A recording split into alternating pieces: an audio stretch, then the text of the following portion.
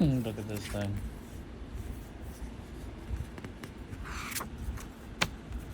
I'm falling apart since I got it. I told Mike about it too. He didn't really seem to care much. He was like, really? And he didn't have anything else to say. Maybe he did care, but he didn't have much to say about it. But yeah, it's his birthday today. Happy birthday, Mike.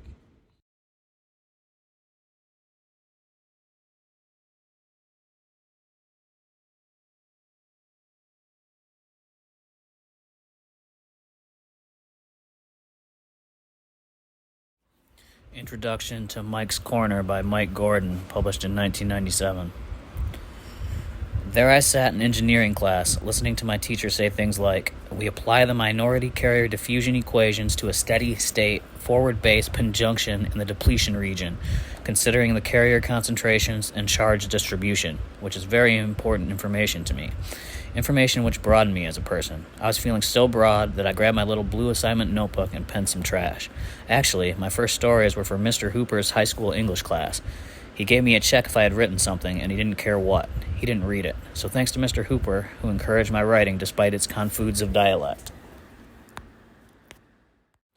Johnald and the Amrope. As far as tykes go, Johnald was a wee bit irregular. For one thing, he had an amrope coming out of his head. You may be wondering, what is an amrope? I won't piss on you for wondering that. Actually, it's like an antenna, but it's got some mold on it. It's not something you buy at a store. Well, maybe you do buy it in a store. Johnald, yelled Mrs. Amrope, I'm combing my hair. Leave me alone. Oh, well, you're not going to comb that hair in the kitchen. I need to do it here because the amrope gets greasy, and the only way I can clean it is with some of your cooking tools. Johnald, don't use those tools for that. It's sick. By the way, I got us fair tickets. Let's go to it. Now. And they were off. Soon they found themselves on a merry-go-round. Hey, you! What's that moldy antenna on your head? It's my amrope. Don't make fun of me. At the fair later that day, someone else also made fun. The same thing happened at school. No, you have to carry the denominator and place it behind the other number, said Miss Baby, and take that thing off your head, Johnald, before I call Principal Ope.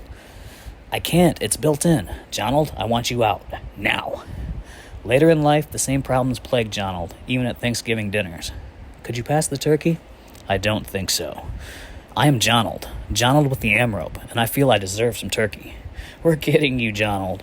You've aged, but I still kid you, and I still wonder about your moldy antenna. Who are you? Asked Johnald. I'm Uncle Atlenberger. You never met Uncle Atlenberger? Asked Mrs. Amrope. Can't say I have, returned Johnald melancholically. Well, this has been a lesson to all of us, said Uncle A.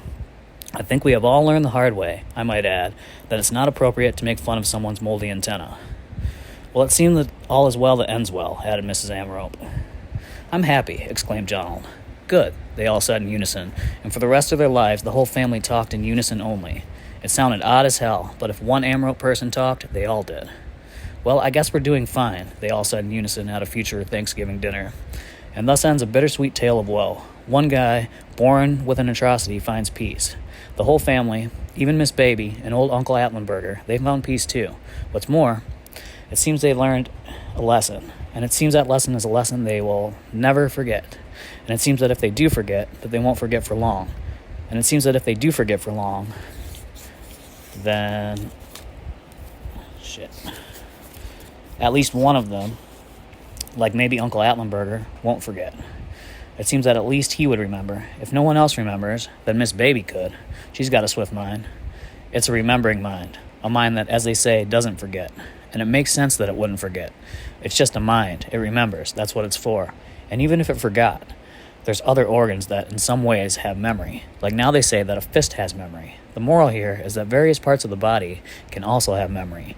And I don't mean just the fist. I mean really lots of stuff has memory. Different kinds of stuff can have memory. Stuff remembers. It remembers stuff. That's what it's for, remembering.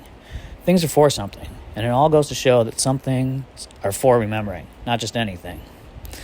Things aren't just for anything. Things are for something. A thing is for a thing. It is a thing. Things are themselves. They equal one another. Thing equals thing.